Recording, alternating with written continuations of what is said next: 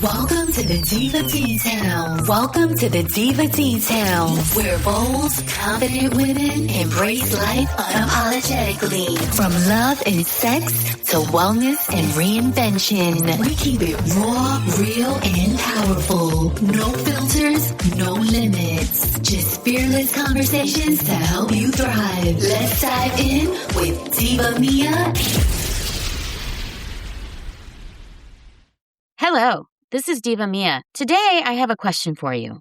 What if the most powerful detox, fat-burning, inflammation-reducing protocol didn't come in a bottle, didn't cost $200 a month, didn't cost $1,000 a month, and didn't require a prescription? I know a lot of people are on Ozempic and trizepatides, and we have addressed that in a previous podcasts. But what happens if you go more of a natural route? What if the trizepatides or the Ozempics, they give you bad side effects? What happens if you can't lose weight on those and it's not working for you? I have heard some people actually gain weight on those, and it does mess with your microbiome. And if you've had pancreatic cancer and things like that, you shouldn't be on them in the first place. What if the answer was simply just not eating and water fasting? And a lot has been spoken about with water fasting lately. It's not hype. It's not a TikTok trend. It's not starvation. Water fasting has been done as long as people have been alive. We're not talking about a trend. We're talking about something that's sustainable weight loss. Today, we're going to dive into what actually happens inside your liver, your fat cells, your heart, your immune system when you stop eating. Why fasting might be the reset your body has been begging for. I think it's important. I've done a lot of water fasts. My longest was 40 days, so I really enjoy water fasting. For me, when I water fast, my body feels amazing. My mental clarity improves. There's different types of fastings. I wanted to address those for people that are thinking about doing some fasting, don't really know where to begin, and maybe they've tried a fast here and there, but they've fallen over. I'm going to try to help you get through some of those pitfalls. Let's talk first the science about water fasting. What happens in the first 24 hours is really, really important. When you eat food, you create glucose in your blood supply, and glycogen is stored in your liver. And the first day when you stop eating, the insulin drops dramatically. Glucose is no longer getting stored in your fat cells. It's nice because what happens is then it converts, once your body uses the sugar in your blood, it then goes for the glycogen, which is stored in your liver. Once that's used up, your body switches from glucose burning, meaning burning the blood sugar, to fat burning. You're actually burning that fat that used to be stored for rainy days. The other thing that happens is your growth hormones increase. Some people actually lift light weights during this time frame because they want to actually take advantage of their growth hormone increasing. And then inflammation drops significantly. If you have arthritis, if you have inflammations due to a autoimmune, fasting 24 hours is an amazing thing to do because you'll see the inflammation drop and you'll feel better. After about 12 to 24 hours, your liver completely shifts from burning fat or burning glucose to converted to burning ketones. Ketones get released when you're in fat burning mode. Then let's talk about a little bit more about your livers. Water fasting gives your liver, I call it a metabolic vacation. You take your car in to be serviced, but how often do we give our bodies a break from all the hustle and bustle that we do? Your liver is really responds well to fasting because your liver is responsible for filtering out toxins. If you're not eating food, you're not ingesting any toxins. There's toxins on all kinds of food, especially if you eat a highly processed diet. Even if you eat meat, there's toxins that were given to the cows in order to make them grow. There's toxins in fertilizer. There's toxins on lettuce that get sprayed with pesticides. Your body has to filter out all those toxins. It also has to manage cholesterol. You're giving your body a break from filtering toxins, from dealing with cholesterol. Your cholesterol may drop during your water fast. Then it's also in charge of converting hormones. If you have a high cortisol, a high stress diet where you're stressed all the time, giving your liver a break is a good thing. A lot of people in the United States have fatty liver, and it's because they never give their liver a break. Processing every bite of your food is the responsibility of your liver as well. There have been studies that you can get rid of fatty liver by doing water fasting. Then managing your blood sugar. Managing your blood sugar is very important. If you are type 2 diabetic, there was a study done where most people can eliminate type 2 diabetes with a 21-day water fast. Now, I'm not saying go on a 21-day water fast, especially if you're new to fasting. But it might be something you want to research if you have type 2 diabetes, because this is a fix that people can do instead of being on medication. When you stop eating, again, I'm not suggesting you go on a 21-day water fast. Talk to your doctor if you think this might be a solution for you, and they can point you in the right direction, hopefully.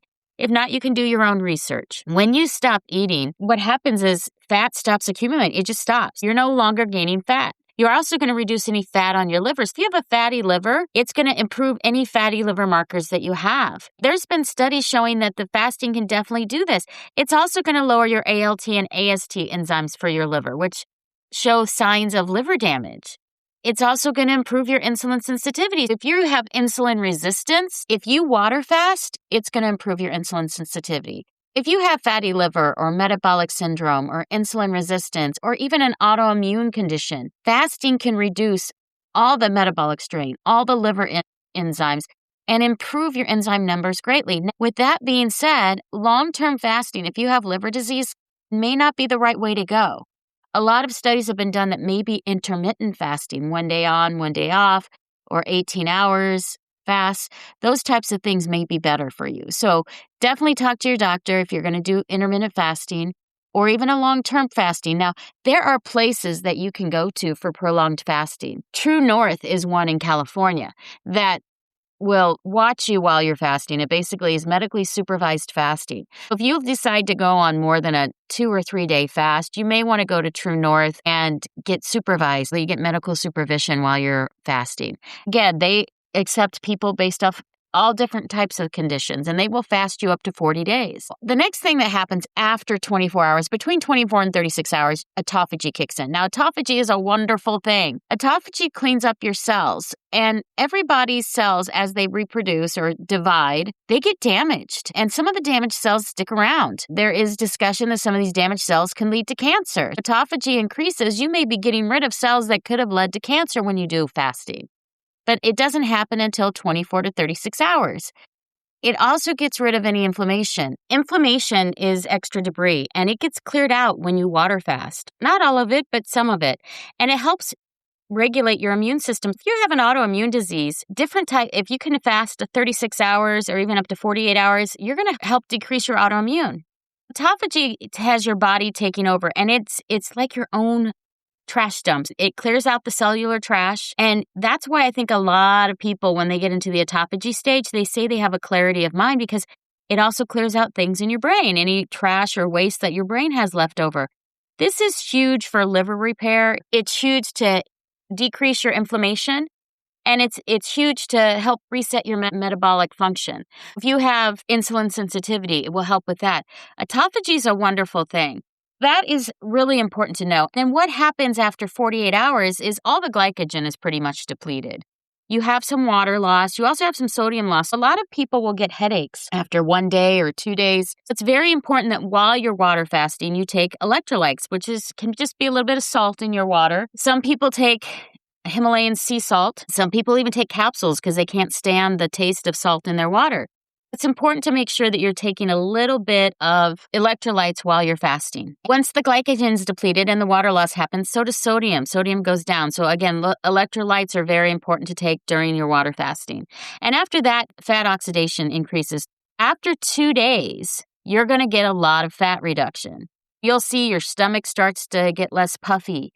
You may have lost a few pounds by now. By day 2, you may have lost 5-6 pounds. Now, some of that's going to be regained when you start eating again because you're going to have a lot of its water weight, but some of it is going to be gone for good.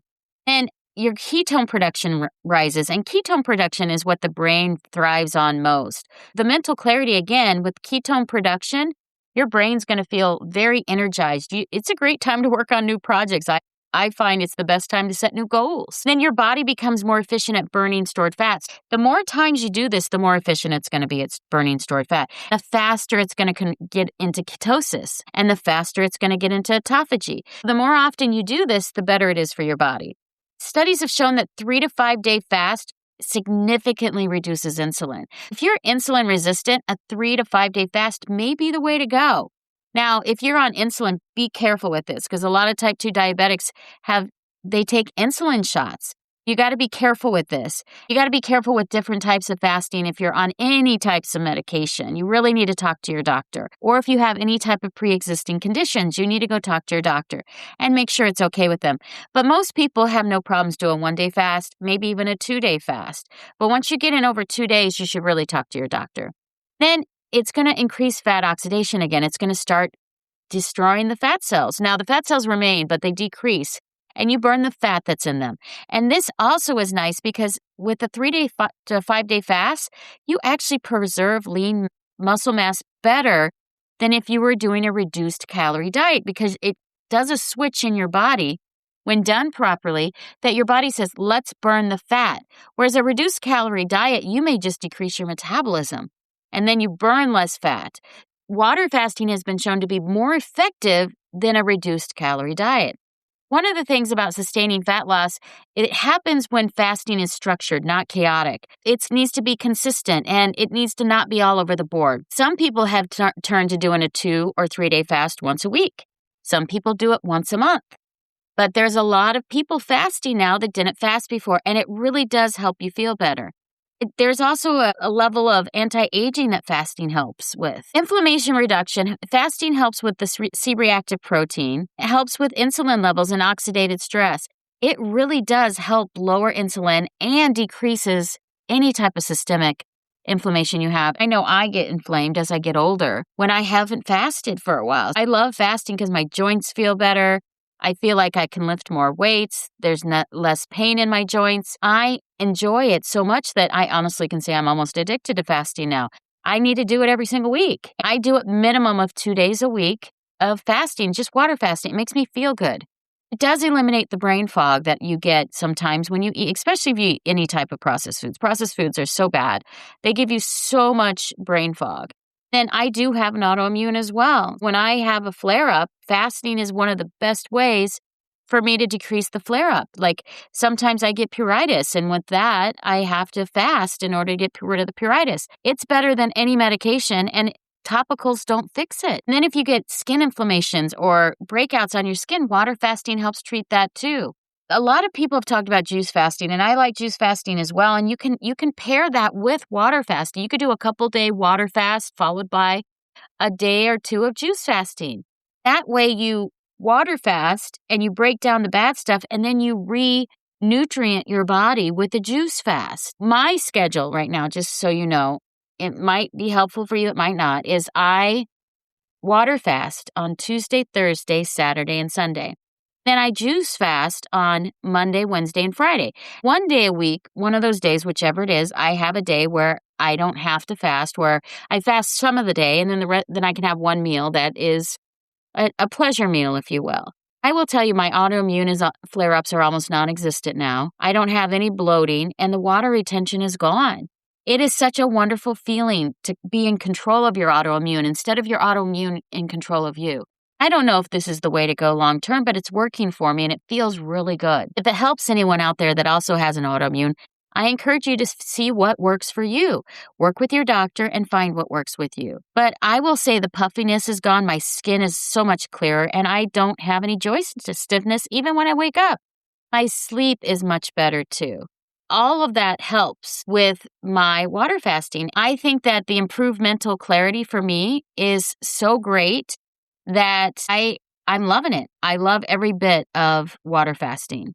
This is what most people don't understand about fasting, though, is that after 48 to 72 hours, the ketones that your body's producing, that's what fuel your brain. That's where people get kind of the happy feeling. People are saying, oh, I feel euphoric. It's because ketones are what your brain thrives on. It gives you so much mental clarity. People are like, how do you survive a water fast? When you're in day 3 or day 4, your mental clarity is going to be so amazing and you're not even going to be hungry. And your dopamine, your happy hormone stabilizes. You may just be happy throughout the day, not a super high and not a super low. It's just stabilized. I think it's a mental reset. If you're going through any tough times, I know when I was going through the death of my father, I didn't really eat.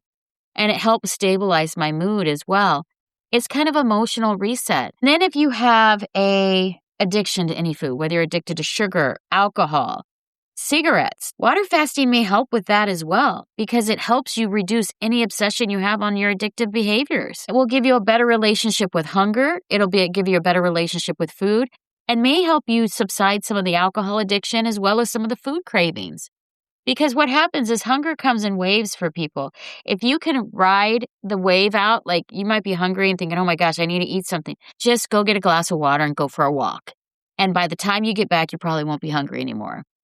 A lot of the hormone is driven by ghrelin. And if you can just take a walk, you may come back and you decide that, you know what, I'm no longer hungry. Because it rises and peaks and then it falls. And then even if you don't eat, you'll be fine. But it's very psychological when you water fast. One thing I will warn you about is if I haven't had sleep when I begin a water fast, I have a really tough time sticking to it. I have to go into a water fast well rested, especially if it's more than 2 days. 1 day is not such a big deal, but if I'm doing a 2, 3, 4, or even a 5-day water fast, I really need to be well rested, or it's very difficult to stick to it.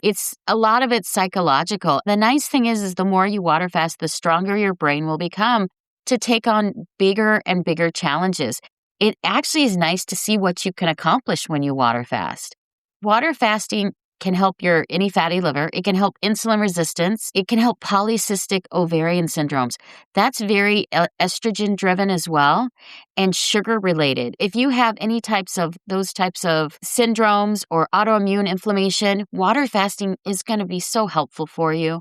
I'm surprised that more physicians always turn right away. They turn right away to medications and they don't think about the needs for water fasting. The other thing is that you might have a metabolic syndrome, and metabolic syndrome is insulin resistance. This will help get your insulin resistance under control. If you've been trying to diet and your weight loss has plateaued, it might be the kickstart that you need in order to lose some more weight. A lot of people will cut when they're competing for bodybuilding competitions as they do fasting as well because it decreases your inflammatory markers. So any inflammation will just go away. But it is not recommended for people that are underweight. If you have any type of eating disorders, do not water fast. This is for overall health. This is not for someone that has an eating disorder. If you're pregnant and you don't like the weight you've gained, don't water fast. That's really dangerous for the baby. If you have advanced kidney disease, it can be rough on your kidneys. And there's certain medications that require food just for you to take them. So remember that. Again, talk to your doctor before you do any fasting. If you're a child or a teenager, it's not recommended you fast either. Now, my son he's cutting for a bodybuilding competition. Sometimes he'll stop eating at lunch and not eat until breakfast the next day. It's not a full day fast. He's never done a full day fast, but he has done a little bit of intermittent fasting. But always consult your physician on any medical conditions. Let's talk about starting your fasting. If you want to try it, the beginner protocol is just to do a 16-8, where you fast for 16 hours and then you eat for 8. I only eat about 4 hours a day anyways. It is a good way to start, though, if you're one of those people that has to eat every 2 hours. Try a 16-hour fast. And then maybe sleep longer. Maybe sleep for 10 hours or 9 hours that night so you don't have to deal with as much awake time. But then after you've gone through that a few times, then try a 24-hour fast 1 time per week. And every once in a while, throw in a 48-hour fast. Maybe do a 48-hour once a month and a 24-hour once a week. Consistently doing this will be very good for your body overall, and you're going to enjoy the weight loss that comes with it. Then once you get more advanced, you can go for a 3-day, maybe a 3-day quarterly fast or some type of structured cycling of fasting like juicing or water rotations back and forth. You can go up to 5 days once you become more advanced. There are people that have done 30 and 40-day fasts. I'm one of them, but there's not a lot of us. It is a very tough thing to do, and you need to be medically supervised and be getting your blood work done every week when you're doing that just to check on yourself. That's one thing to remember. Remember, hydration is critical. Don't get dehydrated on long water fasts. Now, there is a thing called a dry fast, and that's where people don't drink water for 2 or 3 days in a row. That's way more advanced, and when they do that, you have to be very careful because that can be destructive as well on your kidneys, can be destructive in many ways, and you don't want to push it too hard. Water's critical. Electrolytes. If you're going to do more than a 1-day fast, you need to have electrolytes. I recommend that you take a supplement electrolyte pill or you do salt in your water or something to keep your electrolytes up because that can be dangerous when your electrolytes aren't high enough. Then you can also take teas. Herbal teas are wonderful. Some people drink green tea when they're fasting. Do not add any honey or sugar, obviously, but you could do a tea here and there, 3 or 4 teas a day if you wanted to. But watch out for dizziness and heart palpitations. If that starts happening, you need to start coming off your fast because severe weakness or dizziness, that's a sign that you may have taken it too far. Breaking a fast properly, though, is not go get a cheeseburger and down it. It's just as important to break a fast properly as it is to start one. You can do it in many ways. Now, I like a soup, either like a miso soup or a bone broth, some type of soup, light, like water-based soup is a really good way to have for your first meal. And then wait a couple hours. You basically told your body, hey, I just had bone broth. I'm going to wait a couple hours. I drank it down. That will also add some salt to you if you're having any type of electrolyte issues. And then a nice thing to do is a light protein meal with some steamed vegetables, maybe some eggs, maybe some steamed vegetables like broccoli or anything that will broccoli, cauliflower, the cruciferous vegetables are very good that are steamed to break a fast with.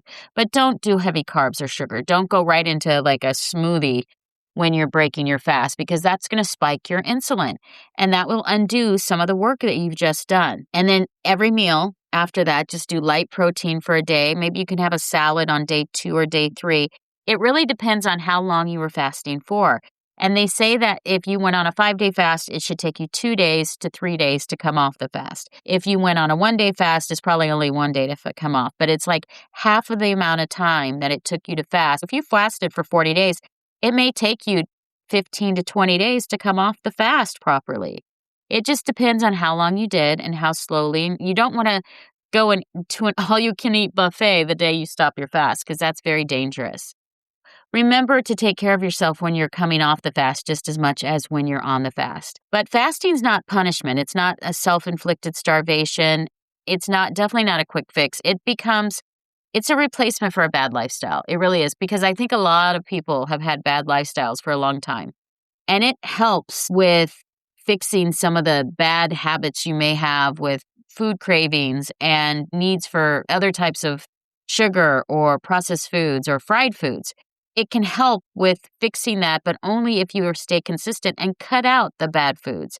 It's a great metabolic tool and it resets your body. I think it's a better therapeutic intervention than some of these Ozempics and other types of weight loss medications, but it has to be a disciplined practice. You can't just do it once and expect you to lose 20 pounds and then go back to eating fast food. It's a transition. Yes, you could have fast food maybe once in a while, maybe once a month or once every couple weeks on your day that you're eating, you have a cheat day or whatnot. But don't be doing it every day. This is your body. Let's learn to take care of it. Let's give it the breaks we need. Let's take care of it the way we need to. Your body's designed to handle periods of no food anyway. As we evolved, we had days where we would have to go through feast and some days we'd have to go through famines. It's constant eating is the new experiment. We never would used to eat this much. Fasting is what people used to do before. When it's done strategically, water fasting can reduce your liver fat, improve your metabolic health, and lower your inflammation, and reset any relationship you have on your food cravings. Since people have been doing it forever, there's no issues with it unless you're going long term. Fasting isn't about shrinking yourself. It's about strengthening your mind. It's about strengthening your body, strengthening your resilience, and helping your organs, giving them a break. Because this discipline creates freedom in your body. You'll feel better every time you do it. Every time you do it, you're going to feel stronger. Sometimes the most powerful thing you can do for your body is to give it nothing. You know, there's the old saying, eat a cold, starve the flu, or something like that. That's because your body does better too with inflammation when you're fasting. I hope this helped. I know that fasting for me has been life-changing. I think it's the best thing you can do for your health overall. Even if you've been on Ozempics and now you're coming off, it might be a way for you to maintain your weight loss. It's a new lifestyle because if you can maintain your weight loss or get over a plateau, this might be the way forward for you long-term. Share this episode with anyone that's struggling with inflammation or weight loss plateaus. If you want my structured Diva fasting blueprint, please DM me.